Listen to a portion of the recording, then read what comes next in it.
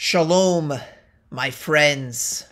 Welcome to this special Purim video where we are going to explore the book of Esther, which of course is the Megillat Esther that we read every year on Purim, at least twice. We hear the Megillah every year, and we're going to try and learn how this can apply to our identity as Jews today and how fundamental the celebration of Purim is to our Jewish identity, even in today's times, and how it fulfills prophetically things in this generation that you might not even have understood or known.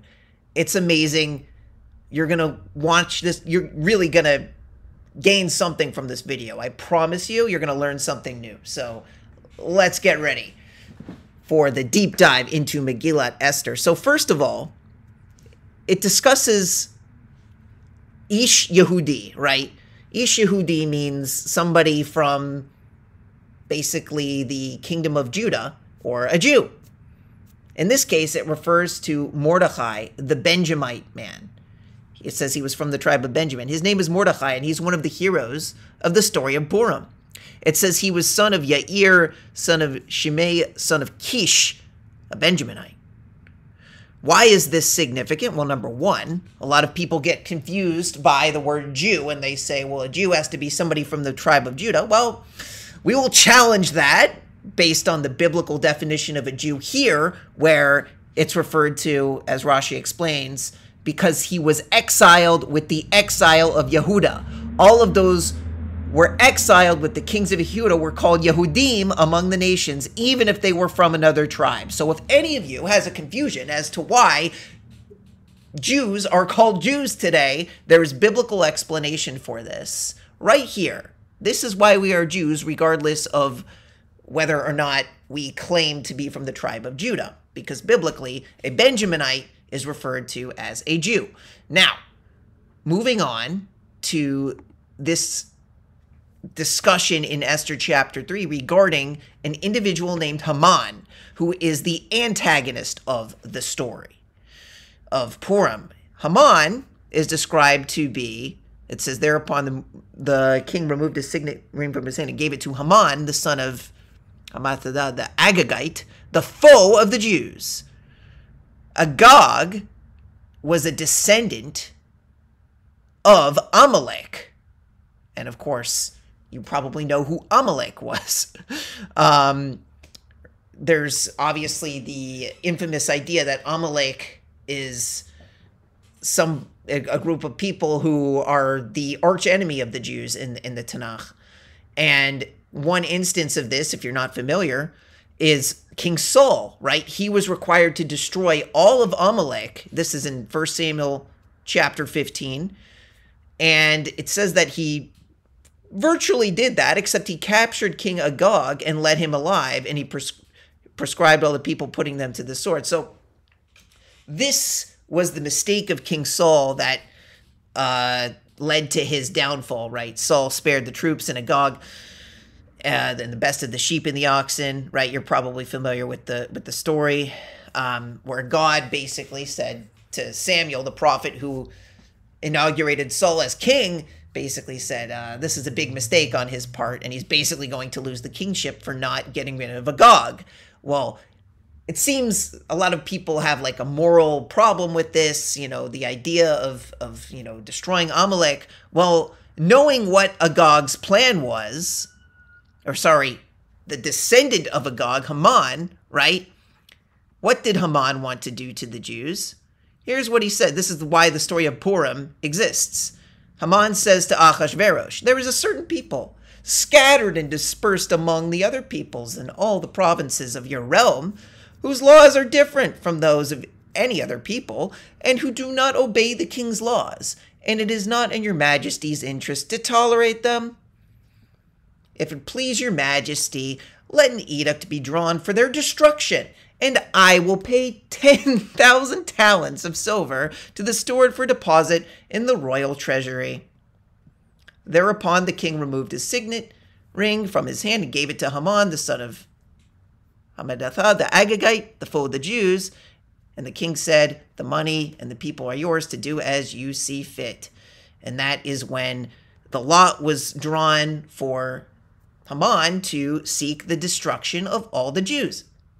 Sound familiar? Well, this is why King Saul, when you look at it in context with the rest of the Bible, you can understand why God was so angry at Saul for not finishing the job of getting rid of Amalek, because the threat in the later generation was that Agag's descendant, Haman, literally was the first man, before Hitler even, to declare genocide against all the Jews for our destruction, right? According to the written instructions, they were dispatched by the couriers and all the king's provinces to destroy, massacre, and exterminate all the Jews, young and old, children and women, on a single day on the 13th and the 12th month, which is the month of Adar, to plunder their possessions.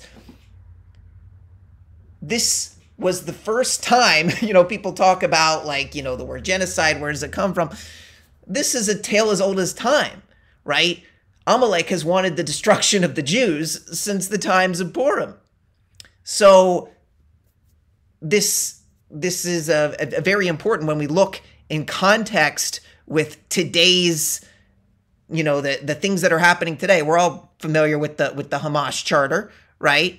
You've probably heard all sorts of things about the Hamas charter and how it is described as, basically wanting similar things as far as what Haman wanted.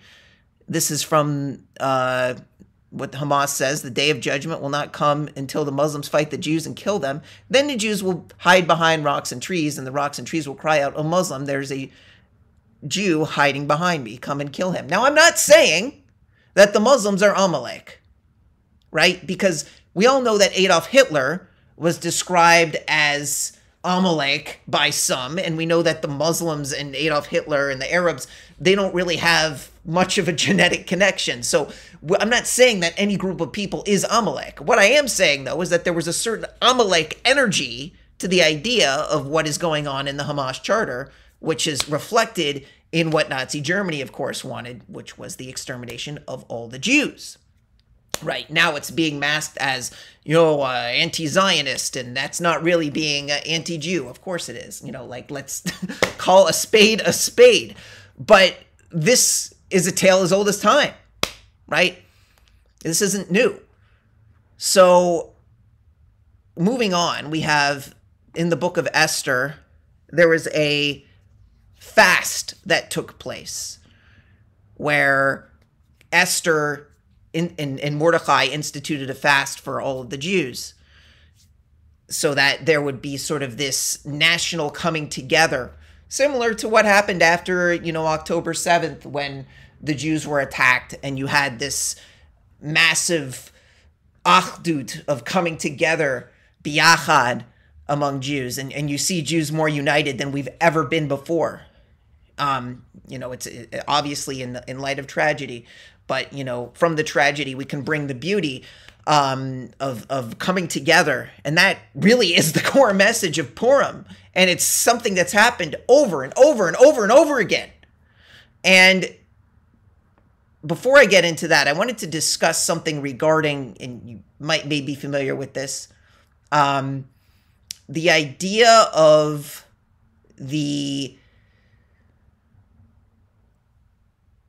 there's this Torah code, as I guess it's a Tanach code more so, where you have these letters in so at the end of the Purim story, right, as you know, if you are familiar with the book of Esther, there was a flip-flop, right? Haman wanted to kill all the Jews. He wanted to hang Mordecai in the gallows. There was a reversal, right, where Mordecai was able to, and Esther were able to basically defend themselves on the time when all the Jews were supposed to be killed. And what ended up happening was the 10 sons of Haman were also killed along with Haman when they were planning to put the Jews on the gallows. What is interesting, and there's an article that describes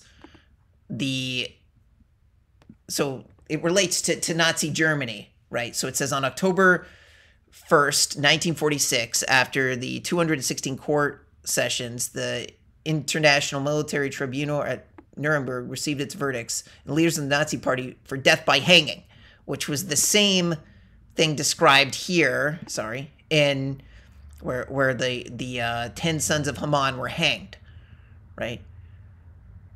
So it lists all of the 10 sons being hanged here in there. So what ends up happening is, in this article, it describes Julius Streicher, who was a Nazi who was hanged along with the other 10 Nazis during the Nuremberg trial, in light of the Nuremberg trials, and he was the propaganda minister. And it says that he shouted out Purim Fest 1946 when he was being hanged. I believe they were hanged on Hoshana Rabbah, which holds very high significance, October 16th. So that's like the final day of judgment, even after Yom Kippur. A lot of people, if you're familiar with that as a Jew, then that's a very interesting connection as well. But you have the 10 sons were hanged. So it says the king said to Esther the queen, the Jews have slain and destroyed the 500 men in the Shushan capital. So this is from the book of Esther. And the 10 sons of Haman. Now, whatever your petition, it shall be granted. Whatever you request further, it shall be done. And then Esther says something very redundant. She says, if it please the king, let it be granted to the Jews that are in Shushan do tomorrow as this day. And also let Haman's 10 sons be hanged upon the gallows. So contextually, this already happened. The 10 sons were already hanged. But Esther asks again, right? This is, she says, if it please, this is where it is in the Megillah. Let the Jews in Shushan be permitted to act tomorrow as they did today, and let Haman's 10 sons be impaled on the stake. Or, hang on the gallows, however it's understood, right? So what does that even mean? Well, a lot of people understand this as the prophetic coming to fruition, in the idea that it says our sages comment, and this was also before the the Nazi Germany. It says our sages comment that the word tomorrow in Esther's request, there is a tomorrow and there is a now, and a tomorrow which is later, right? So this is Rashi, who obviously was prior to the Nazis. So this has eerie prophetic implications, but it goes even deeper than that, because it says in the Megillah, the names of Haman's 10 sons are written in very large in 2 columns. This is in distinct contrast to the style of the rest of the Megillah. The left-hand column contains the words vet and 10 times. The word vet and 10 times. According to our sages, the word vet is used to denote replication. The inference is that another 10 people were hanged in addition to Haman's 10 sons, right? So then it shows the letters.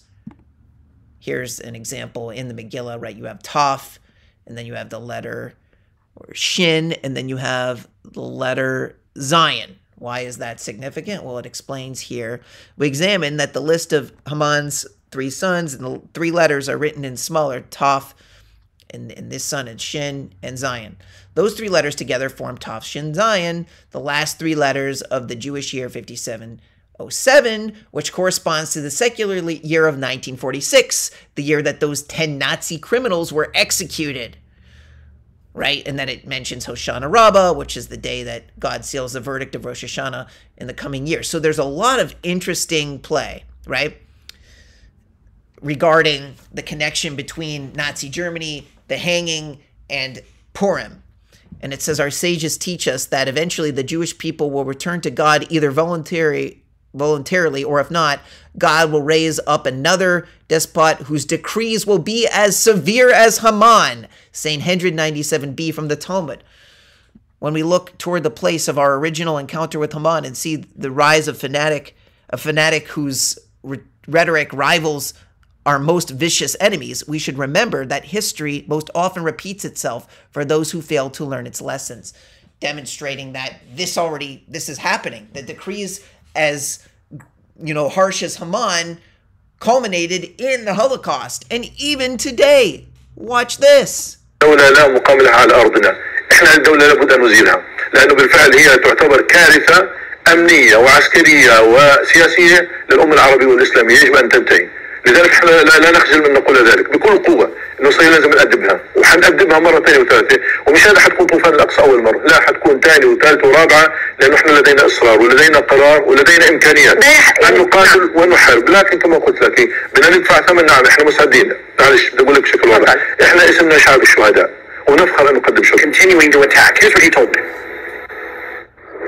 But how can you ask for a ceasefire? How can you ask for Israel to stop their aggression when you go on television in Lebanon here last week and say that you will continue your aggression? You will continue to launch again and again and again. To stop?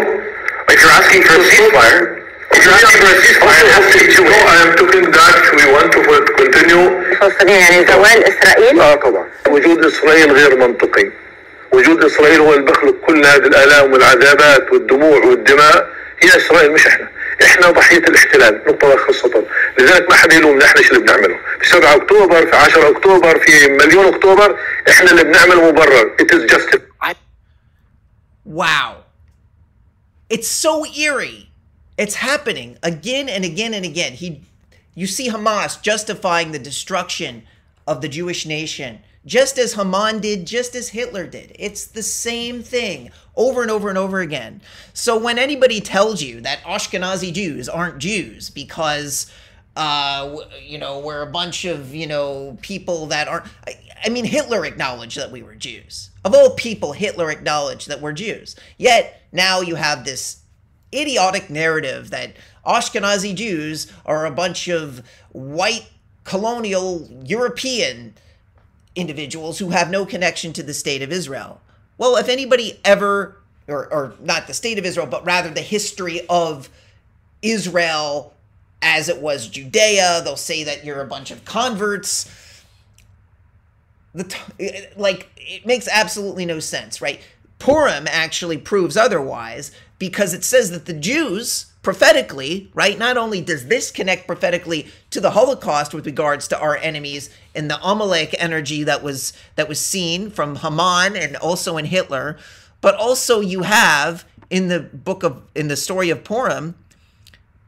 Watch this. Check out how this is. So this is how Purim was instituted. It says the rest of the Jews in the king's provinces, they fought for their lives, right? And it says on the 13th day of the month of Adar, they rested, and on the 14th day, they made it a day of feasting and merrymaking. So they took that fasting and they turned it into joy. And that is what Purim is all about. But the Jews of Shushan mustered on both. So it says they were feasting and merrymaking. And it says that this became a holiday for sending gifts to one another, Shaloch Manot.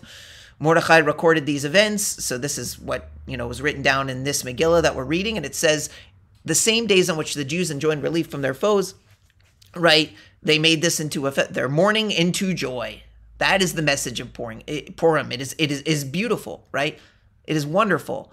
And so Haman was crushed and the decree was reversed, right? And then it discusses it says, for that reason, these days were named Purim after the Pur, and all the instructions of what happened to us. And it says the Jews took irrevocably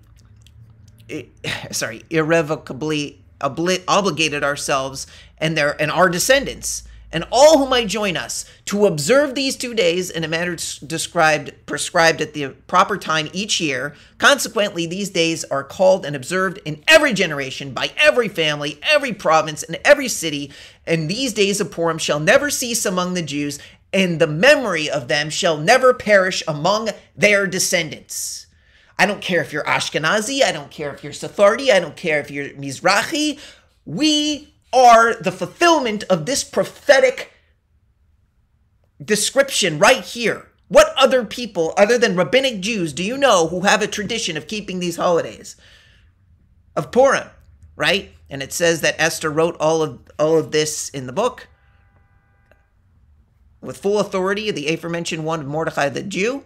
And then it says dispatches were sent to all the Jews in all the provinces, and they are observed. It says these days of Purim shall be observed at their proper time as Mordechai the Jew, and now Queen Esther has obligated them to do, just as they have assumed for themselves and their descendant of the obligation of the fasts and their lamentations. What's interesting, it says the fasts.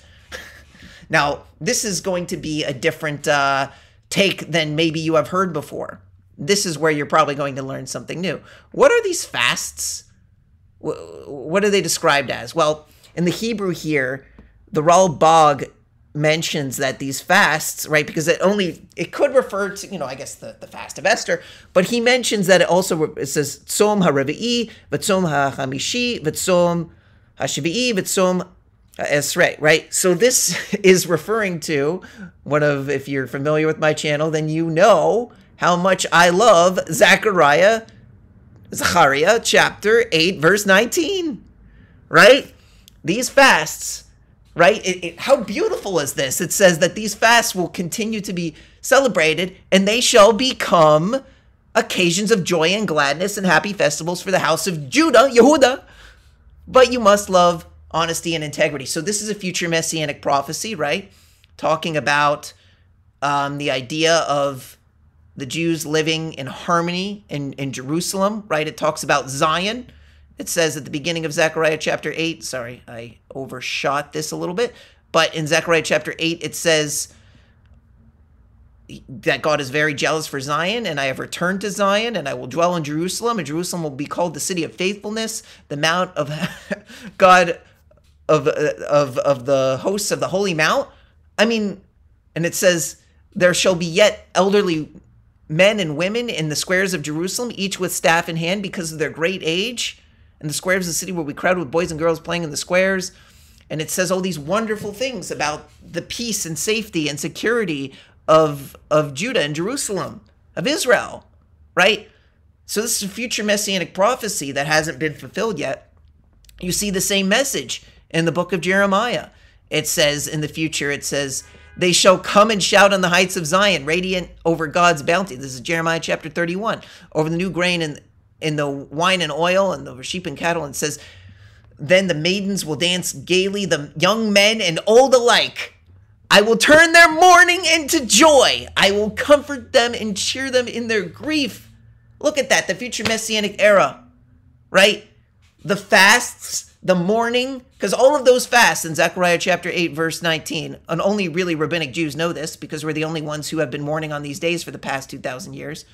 These refer to the fasts of referring to the destruction of the Holy Temple, right? This is very well known. It says this fast of Tammuz, fast of Av, fast of Gedaliah, and the fast of Tevit, right? It describes this, right, in the commentaries. It's been in our Talmud since, it says this is the fast of Av, right? All dealing with the destruction of the temple. So why will these fasts become festivals of joy in the future? Because the third temple will be built. We won't have a reason to mourn anymore because the temple will be built. And how do we do this? Through loving truth and peace. Because sinat chinam, right? We had hate for our fellow man, right? It says that God won't speak evil to us anymore when we atone for our sin of committing evil against each other, right? And that's why the sages say that the temple was destroyed because of our baseless hatred for each other, right? That's what Rashi says here.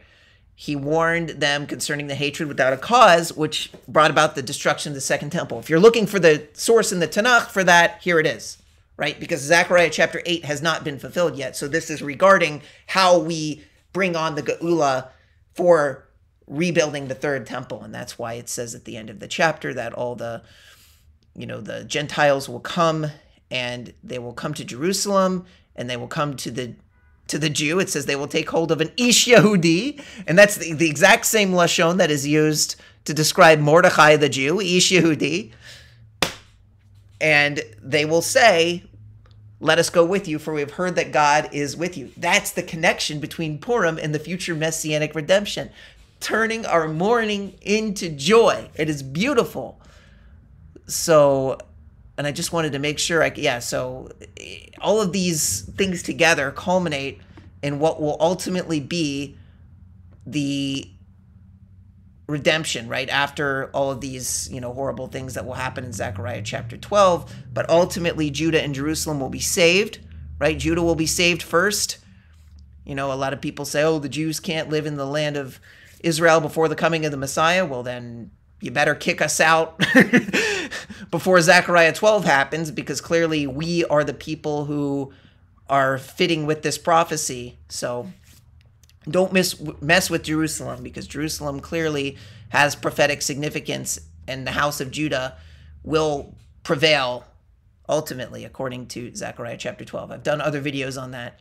But ultimately what this is, it's for to bring upon ultimate world peace. It says in Isaiah chapter 56, I will bring them to my sacred mount, and I will let them rejoice in my house of prayer. Their burnt offerings and their sacrifices shall be welcome in on my altar, for my house shall be called a house of prayer for all peoples. This is the messianic hope, right? So I hope that this has given you a new perspective on Purim that will give you chizuk in your emunah, in your devotion to Hashem, and your keeping of the Torah, and ultimately the Geula Shlema Bimheira V'Yameinu, and of course Mashiach ben David, the true Mashiach ben David. I hope this video has been a blessing to you all. Have a wonderful Purim for all who celebrate, and Shalom Aleichem.